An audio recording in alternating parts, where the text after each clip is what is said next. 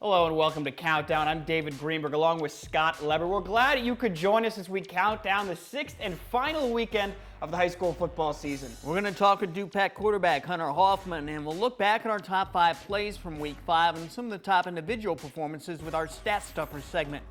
It's been a short season on the calendar, but a long season in terms of what many teams have had to endure with COVID protocols and games getting rescheduled and canceled.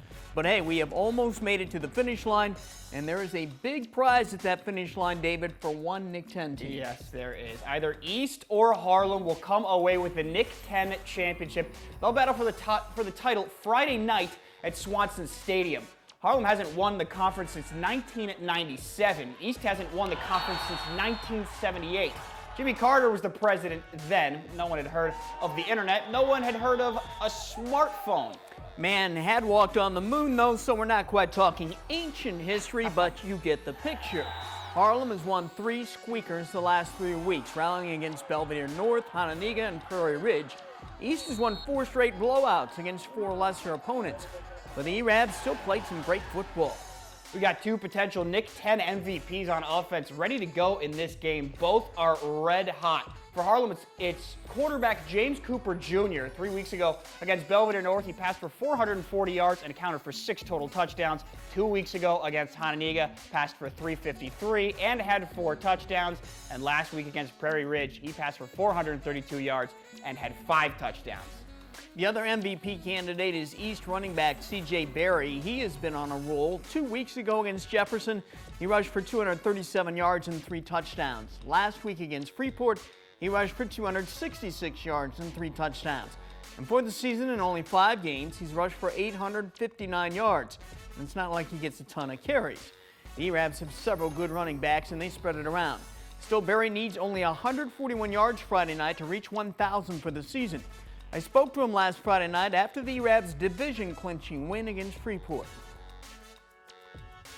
The depth on this team gives you the luxury of you don't have to carry the ball 35 times a game. How nice is that to, not have to be used that much? Huh? It's great because it saves me a lot on my body for myself, and it also makes me happy that the younger guys are getting at it too. Did you expect these young guys to be this good this quick? Honestly, no. I didn't think that this season is going to be how it is now, and it's ridiculous. The younger guys, especially Javius Catlin, that man is going to be a demon his senior year, and Detarius Dotson too. That man, both of them are going to be crazy their senior years. Conference championships don't come along often for East. It's been a long time. You guys have one golden shot at it next week.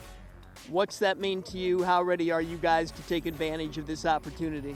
Oh, it means literally the world to me. I've been going to East for all my 4 years of high school, and it's been a while since East has won a championship in football. So if we actually win, we're going to get after it. I know that for sure. It's going to be a lot on me personally. It's just going to be everything to me.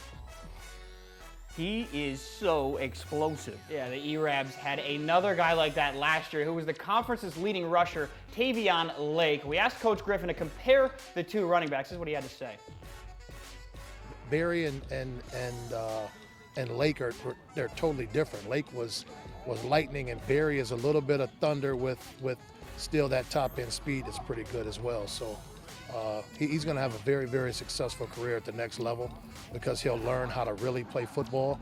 I say all the time that high school kids play in a system, and they learn more the first 2 weeks when they get to college than they learned, in 4 years in high school because they just learn a system and not what really is going on. Berry is a big-time talent who stood up for the final time as an E-Rab Friday night against Harlem. The key to that game for East is pretty simple. Can they run the football on Harlem? If they can, we're going to have a game. If they can't, though, it could be a long night for the E-Rabs. Keep in mind this stat, though. Last Saturday against Prairie Ridge, Harlem's defense gave up 377 yards rushing, so the Huskies need to tighten up that run defense. Again, that game on Friday is going to kick off at 7 o'clock at Swanson Stadium. And there will be only 2 other Nick 10 games this weekend because of COVID prematurely ending the seasons in Boylan, Belvedere North, and Guilford. Those 2 games will take place Friday at 6 o'clock. Hononegah will play at Freeport, and Auburn will play at Belvedere. Auburn hasn't played since week 2 4 weeks ago. The Big Northern Conference will have 4 games this weekend. Friday night, Lutheran will play at Byron, and Winnebago will host Stockton in a non-conference game. Saturday, Dixon will play at North Boone, and Stillman Valley will play at Oregon. The game at North Boone will kick off at 2 o'clock. The one at Oregon will start at 1. That Stockton and Winnebago game could be interesting. That's a matchup we never see in a normal year because they're in different conferences and different classes when it comes to the playoffs. But they both had openings on their schedules due to COVID, so they worked things out to play each other. Stockton is a strong running game led by Jason Herman. Winnebago's 1-3. The Indians had a close loss to Byron last week. They would love to end their season at home on a winning note. And how great it was last week to see Micah Gerhart playing well for Winnebago. We profiled him earlier in the season and covered all the injury issues he's dealt with in his career. He had another injury this season, but he's back and he's looking good. And now to the NUIC. The Akron Bulldogs are the team this week that's scrambling to find an opponent. Yeah, they were supposed to host West Carroll Friday night. It's their senior night. Akron is doing all it can to find a new opponent because West Carroll canceled on them. So their seniors, well, they want to suit up one more time. We're still working on some leads, we're willing to play. We've reached out to a couple Nick 10 teams. We've reached out, to some schools a little farther south. We're just hoping and praying something comes up, and like we said, we'll play whoever wants to play. So hopefully something opens up here soon and we can get in one more game for these guys, especially the seniors. They deserve it. These are the games that will be played in the NUIC this weekend. Forreston will play at EPC Friday night. East Dubuque will play at Galena Friday. Then Saturday, Milledgeville will play at Orangeville, and Amboy will play at Rockford Christian. The best NUIC game of the weekend wasn't on that schedule. It'll be Durand-Pecatonica playing at Lena Winslow. It should be a great one. It'll be played Saturday at 1 o'clock in Lena. The Panthers are 3-1. They've won 3 straight games. The Rivermen are 4-1, and they've won 4 straight since their opening loss to Akron. Lehman will try to establish its ground game as usual. DuPac has proven it can run and pass the ball. Typically, they air it out with Hunter Hoffman. Last Saturday, they went a little more with the run game against EPC. In all, DuPac had more than 500 yards of total offense. Hunter Hoffman threw for 2 more touchdown passes in that game, giving him 18 on the season. I had a chance to speak with him after the game. This is what he had to say. Hunter, another great game for you guys, another big-time win. What was working for you guys today? Our line did a great job allowing us to run the ball over the place and then opened up the passing game. And our backs in the backfield did a great job of getting in the end zone, and our wide receivers making plays on the outside. You had 7 touchdowns last week, not as many this week, but you guys ran the ball really well today. Yeah, I think the 7 passing touchdowns kind of scared them a little bit, and opened up the running game this week, and our backs and linemen did a great job all day.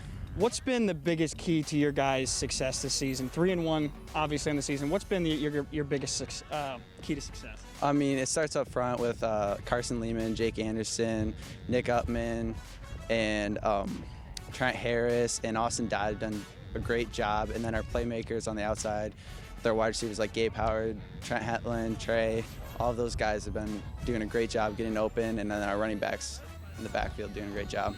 How much better can you guys get? You have 1 more game left, right? Mm-hmm. How much better can you guys get next week?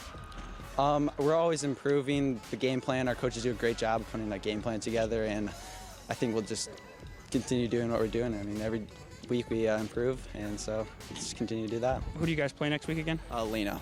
Oh, that's gonna be a big one. Yeah, it is. What do you know about them going in? I know obviously it's still a week out, but what do you know about them going in, and what are you hoping to come away with? Right now we know they got a couple injuries that may affect them, and then against Galena there's a close game. We're gonna watch that and just prepare a good game plan, passing, running, whatever coaches come up with, and then this is a big game for us. If we win, it really gives us respect in the conference. Absolutely, and looking forward to respect in the conference. You're only a junior. You're going to be back here next year. What's one thing that you really want to improve upon in the offseason to come away next year and people are like, who's this kid? This is a brand new kid than we saw last year. Really just refine my skills, my pocket presence, stepping up in pocket, reading the defense quicker, and then being able to scramble when I need to, just getting faster in the offseason and bigger. Bigger? Yeah. All right. What's been personally one of your biggest keys to success this season? I got to say, from last season, I was forcing balls, and then this season I've our coaches have been a great game plan, and then I've been able to execute that on the field, and it's making it really easy, and the wide receivers are just doing a great job of getting open and making sure I don't get sacked in the pocket, the linemen. All right, Hunter, thanks so much. No problem. Appreciate it, man. Congrats. Thank you. He is good, and he has another year to go at Dupec. Here are some more games that will be played around the area this weekend. All these are Friday night games. Ottawa at Rochelle, Sycamore at Plano, DeKalb at Naperville North, Harvard at Johnsburg, and River Ridge at South Beloit. Saturday, there will be one more game. Hiawatha will host Cuba/Northern Fulton at 1 o'clock. It's time to look back at some of our Week 3 stat stuffers. Dupec receiver Gabe Howard had himself a day last Saturday against EPC. He had 155 yards receiving. He caught 3 touchdown passes. He also returned a punt for a touchdown. Akron quarterback Will Gustafson ran for 3 touchdowns and passed for 2 against a good Forreston team. Rockford Christian quarterback Caden Norquist passed for 332 yards and 5 touchdowns in a win against West Carroll. And Harlem receiver Desian Jordan hauled in 11 passes for 223 yards in that shootout against Prairie Ridge. And East running back CJ Berry chewed up a bunch of yardage again, 266 yards rushing and 3 touchdowns for the E-Rabs against Freeport. But our Week 5 MVP is Harlem quarterback James Cooper Jr. Yet again, all he did against Prairie Ridge was pass for 432 yards. He threw for 4 touchdown passes. He also had the touchdown run at the end of the game and the 2-point conversion pass that gave Harlem the 1-point win. Now let's count down our top 5 plays from last weekend. Number 5, Dixon hosting Stillman Valley. 21 seconds to play. Dixon trailing, but not for long. Jacob Gaither launches, and he's got Hunter Gert for a 38-yard game-winning touchdown. Dixon edged Stillman 20-19. Top play number 4, Akron at Forreston. Akron quarterback Will Gustafson. He's good for at least one of these a game. A long run that he takes to the house. This one went 74 yards. No one has been able to stop Gustafson this year or for the last 3 years. That's top play number 4. Top play number 3, Sycamore's air attack. Eli Meyer on the passing end. Xavier Gagne-Payne on the receiving end. What a throw. What a catch. Rochelle's defensive back actually had that play covered pretty well, but Sycamore executed it perfectly. Top play number 2 happened in the DeKalb Neuqua Valley game. Watch DeKalb receiver Toriano Tate make quite possibly the best catch of his life and one of the best catches I've ever seen in high school football. He hauled that in basically with one hand and then did a great job of maintaining possession. Toriano Tate makes play of the week number 2. In our number 1 play this week on Countdown, what's better than 1 Howard at Dupec? How about 2 Howards? Sophomore quarterback Will Howard made the little pass to big brother Gabe Howard, and Gabe says, "I'll take it from here, little bro." Gabe Howard goes 84 yards with that for a touchdown against Eastland Pearl City. In the box score, it looks like Will Howard threw a bomb. Big brother pads his passing stats there. What a great play, though. And that is our Countdown top play of the week. You know what would be nice on this final week of the season? Some good weather to play in or watch the games. That would be great. Let's see if Candace King can deliver that. She has our football forecast. Thanks to Scott and David. You know, temperatures heading into our final week of football, not going to be overly warm, and there could be a couple of showers around. Actually, a likelihood of that heading into Friday evening. Temperatures will be a little on the cooler side at kickoff, low 50s for our evening. You've got a couple of showers that'll be there too, so you need the jacket, maybe the umbrella. Going into Saturday, we could see a few showers, especially early on in the day. After that, drying out for the afternoon and evening, high temperatures in the upper 50s. All right, thanks, Candace. We'll have Week 6 action covered for you on Overtime Friday night. Highlights, interviews, feature stories, and more. That's on Fox 39, live at 11 p.m. This is Countdown. Watch for it each week on our website, mystateline.com, on our WTVO YouTube page, and on social media as we count down to each weekend of action. We'll see you Friday.